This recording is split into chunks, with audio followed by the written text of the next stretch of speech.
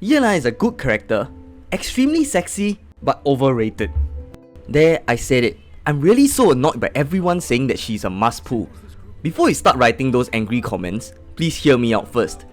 Yelan, of course, is a good to have, and I do like her, but she's not 100% necessary. Let me explain in today's video.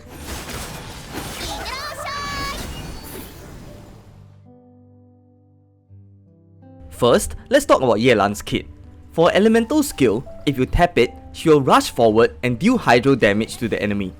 If you hold her elemental skill, she will rush forward and upon contact with enemies, mark them. If you tap the E skill again, she will deal hydro damage to all of the marked enemies. This is going to be her main way to obtain energy particles. For Yelan's elemental burst, she will deal AoE hydro damage when activated. After that, all normal attacks and when she uses her elemental skill will cause a hydro coordinated attack to be launched at the enemy's location.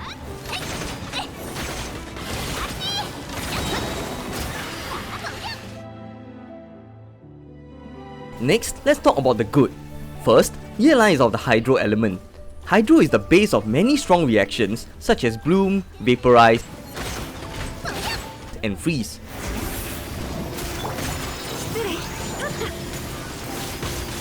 As such, with Yelan being hydro, she's able to be the catalyst of so many strong reactions and thereby bring more damage to the team. What's more, as Yelan's damage scales off max HP, pairing her with another hydro character will grant her the hydro resonance, providing a 25% increase to the team's max HP and hence allowing her to deal even more damage. Second, it is easy to apply hydro on the enemies just by using her burst. Characters just need to attack with their normal attacks to apply the hydro. Moreover, her burst also deals fairly strong damage to help take the enemies down quickly. Third, the elemental skill also allows her to cover distance quickly without using stamina, thereby allowing her and her team to traverse from point A to point B a lot faster. This will be useful for exploring new areas such as the upcoming Fontaine. Before we move on to talk about the bad, if you enjoyed the video so far, may I kindly also request for you to click that subscribe button if you have not yet subscribed, as we are trying to get to our goal of 10,000 subscribers. It will really help out this small channel a lot. Thank you in advance. Okay, let's continue with the video. Moving on to the bad. While Yelan can apply hydro easily, her hydro application is weak when compared to Xingqiu, a 4-star character. As such, you may not be able to apply enough hydro for the certain reactions such as vaporize. To improve this, you'll need C2, which is honestly quite costly, especially for free to play. Note that I'm not saying that she can't work, just not as well as her biggest competitor, Xingqiu. She does make up for this by having more damage for her burst compared to Xingqiu though. Second, she's a burst DPS and support, which means that she'll need her burst to be up to provide the value to her team. The problem is that Yelan has energy recharge issues, which will prevent her from having her burst up as often as you would like, thereby preventing you from creating as many reactions. You in particular need to use energy recharge weapons such as the Sacrificial or Favonius Bow, but you will sacrifice some damage due to the substat being energy recharge.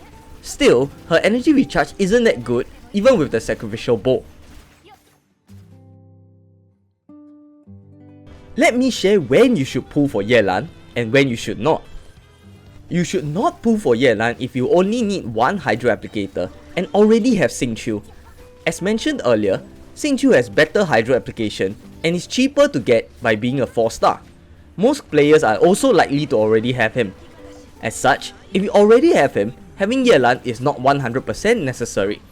What's more, with Fontaine releasing, there are likely to be more hydro characters such as Furina, who likely can provide the hydro application that you require.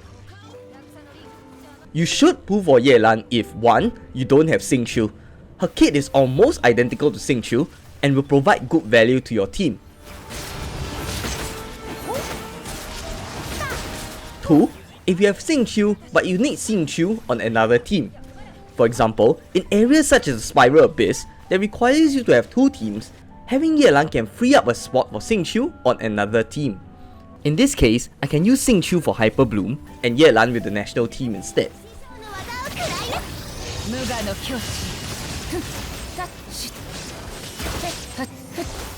3. if you have Xingqiu and you would like to use her with him. As mentioned, the Hydro Resonance is strong and can increase Yelan's damage. Pairing her with Xingqiu will increase her damage and also benefit characters like Hu Tao, who also scales off HP. If you are getting Yelan, please stay tuned for builds in the next section. For her build, I'm using the Sacrificial Bow to provide her with more energy recharge and allow her to use her elemental skill twice to more easily recharge her burst. For her artifacts, I'm using the Emblem of Severed Fate to increase her energy recharge and to increase her burst damage as well. You can of course use HP substats for her Sands, Hydro damage bonus for a Goblet, and crit for her Circlet. Other artifacts such as the Tenacity of the Millilith, whose 2-piece provides a 20% bonus to HP, will be useful for Yelan as well. With that, we have come to the end of today's video. Trust me when I say I like Yelan, but I'm not going to say that she's 100% must pull like other creators. It really depends on what you're looking for. Will you still be pulling for her? Do let me know down in the comment section below. If you found the video helpful, or just enjoyed the video in general, do consider leaving a like, comment, or subscribe if you haven't, as I post regular Genshin Impact videos, and your subscription will really help out this small channel a lot to reach the goal of 10,000 subscribers.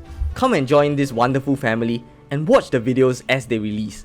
What's more, we also just created a new Charge Coin community Discord server where you can come relax, chat, get some Genshin or Honkai related help if needed. Do consider joining, the link is in the description below. Thank you and see you next time, bye bye!